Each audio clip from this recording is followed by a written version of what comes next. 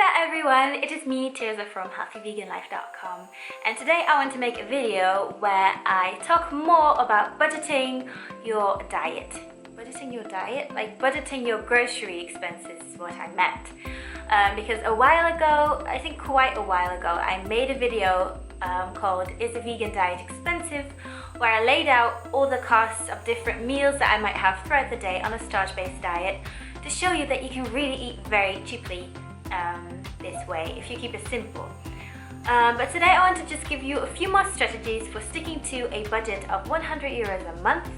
And I'm just going to use some tips that I have found really help me personally, and I hope that it will give you some inspiration as well to just, not go crazy in the supermarket, because we've all been there. And I'm, by the way, not saying that I'm not, that I always stick to this budget, but I can and I have, and so here I am talking about it. Let's get started. So the first thing that I do when I really want to stick to my budget is at the beginning of the week I take out the cash from the ATM, is that what you call it?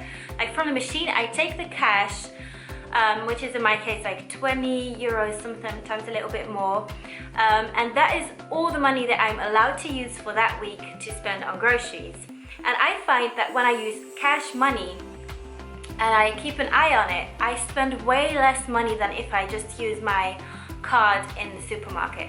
When I use my card, I just, all control and all insight into what I'm spending goes out of the window, and I'm just like binning away and just buying everything, and it doesn't work for me. So just using only the cash, using only like the 20 euro bill, and then you just, taking that from my wallet, that helps me tremendously. So maybe that helps you as well. Tip number 2 is to just really check different stores in your area where you live and see where they have the best prices.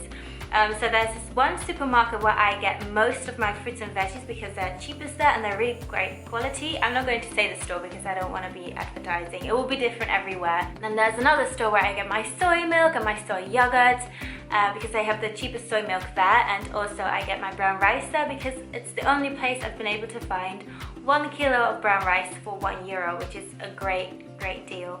And then there's another shop where I get my dried lentils because they're really cheap there. For 1 kilo, 1 kilo of dried lentils I can get for 2.50 there, which is pretty good. And my couscous I get there as well as my dates. So I have different places that I go to for different items, and that does cost more time because you have to, go to different places. But if you are really trying to keep your costs down, then that really helps. So that's my second tip. Find out where the cheapest prices are and stick to those stores for those specific items. My third tip would be to, and this might be an obvious one, but really pay attention to specific discounts. I know that there's a shop around where I live where they regularly have discounts on potatoes, which makes them half the price they usually are. And I eat a lot of potatoes, so once every few weeks I might get like 10 kilos of potatoes and I put them in my fridge.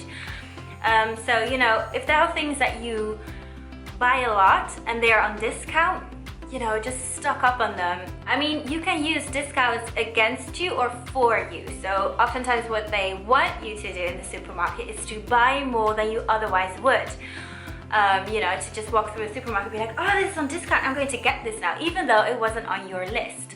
Which brings me to the next point, which is the fourth point. Make a grocery list and just write down everything that you need and don't stray from the list. Like, the list is your holy grail of sticking to your budget because you need that list.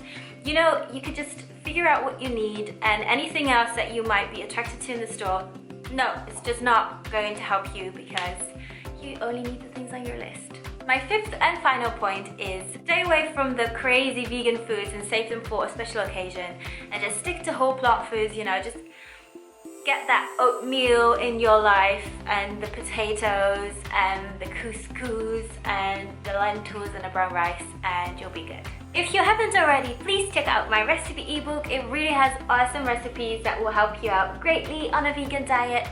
They're all starch-based, or most of them are starch-based. and they're really delicious and healthy and good for you. Oil-free, all that stuff. I'll put the link in the description. Thank you so much for watching, and don't forget to hit like and subscribe and comment and all that stuff, that good stuff. Oh, and as always, you can always download my free 3-day meal plan. It's in the description as well, and I'll see you soon.